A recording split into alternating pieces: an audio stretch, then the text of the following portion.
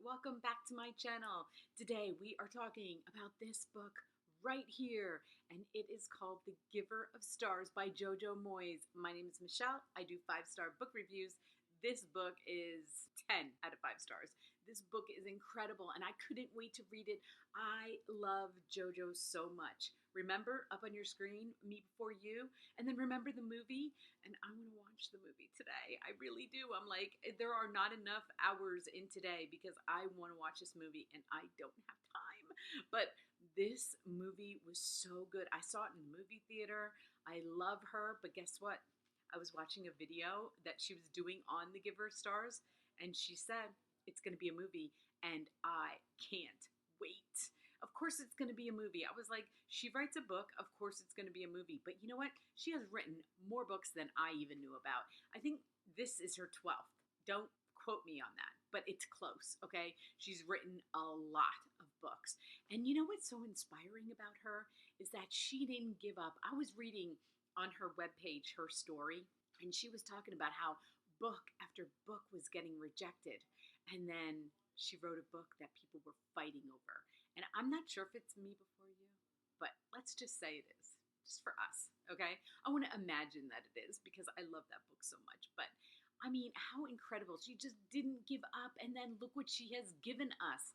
This book, okay, I kept looking at it because I'm like, wait, it takes place in Kentucky. She's English. How did she find out about this story? Well, I watched some videos, and she did find out about this story. And what's incredible was that it was a program, and it was called The Packhorse Librarians of Kentucky. And so it's true, and I don't know why Amazon doesn't have it as historical fiction. Up on your screen, 400 pages. I'm calling it historical fiction because it is. It's true, okay? Maybe not all the characters are true, but this is historical fiction, and it's something I did not know about. And these women, she focuses on 5 of them that distribute books in the hills of Kentucky to people who did not know how to read. And Eleanor Roosevelt really understood illiteracy in our country. And it went from 1935 to 1943 and then never again. This was the only program like that. So anyway, let's start the beginning, okay? So we already talked about 400 pages, loved every minute of it. I took my time. Sometimes I push myself and I'm like, read it fast, and then not this book. And I tell you guys when I do that, and I tell you when I don't. I tell you when I read them fast. This book, I did not read fast. This one, I took my time. I read it. I loved it. Her words are lyrical, okay? Nobody writes romance like Jojo. I love the way she attacks romance. And can you say attack? I can. Anyway, up on your screen, Amazon blurb. A breathtaking novel of female friendship, true love, and what happens when we reach out of our grasp for the great beyond. So Jojo went to Kentucky to write this book. I love that because she understood. She's English. She loved the story, but she didn't know how the people in Kentucky lived. And she said she stayed in a cabin. She had to like immerse herself in Kentucky, and she now says that she loves it so much. But anyway, up on your screen, a beautiful special novel. I loved it and didn't want it to end. Leanne Moriarty, who knows how to write a good book, right? I was the same way. I love these characters so much. I can't wait to see them in a movie. So I'm going to give you a little taste of her and how amazing it is. We're going to start at the beginning. She starts off the book on December 20th, 1937.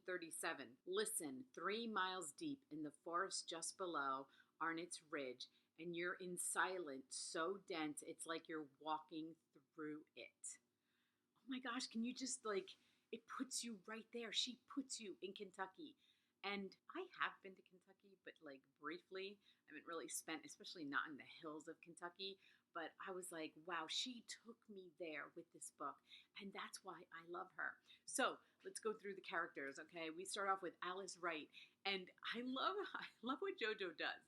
So, you know, she's English and she's in Kentucky writing a story about these women. And then she throws in an English woman. And you know what? I don't know if it's true or not. I don't know if that part, I don't think it is. I read a little bit about these women. I don't remember seeing that there was an English woman, but she brings an English woman to Kentucky. That was brilliant, Jojo. Love that. So she's the main character pretty much, okay, even though it follows the story of 5 of them. and Marjorie, who ends up being her best friend. The story kind of goes around Alice and Marjorie and their friendship and all of these women and what they had to do to distribute these books in the hills of Kentucky. I love that I never heard this story because I know you guys know I love a story that I never heard of. And then, like, I love Eleanor Roosevelt, so I was like, of course she did this. Of course she understood that there were people who they were embarrassed by it. But you know what? I have someone really close to me who was illiterate his whole life, and he was kind of like my grandfather that I grew up with. And because I didn't know my grandfather, and my grandmother and him lived together my entire life, and he was illiterate. And I didn't realize that he was until I realized that he would hand his mail to people to read. But there, you know, and he grew up in the city that I grew up in, but he wasn't very educated. And I love how she made us understand that there were people out there that were not educated. Okay, they worked and they worked hard and they were smart in what they did. But then the stories about how these women would take books to them and read to them and help them. And I don't know, it has everything. Okay, it's got romance, it's got fiction, it's got historical fiction. It takes you back there. She did an amazing job. And I almost forgot, it's number 10 on the New York Times bestseller this week. And I was so happy. I like when I see these books that I love so much make the New York Times, I'm like, yeah, I feel like I'm them. I get very attached. Weirdly, very attached. So go read this book. It's not short, 400 pages, but you will love it.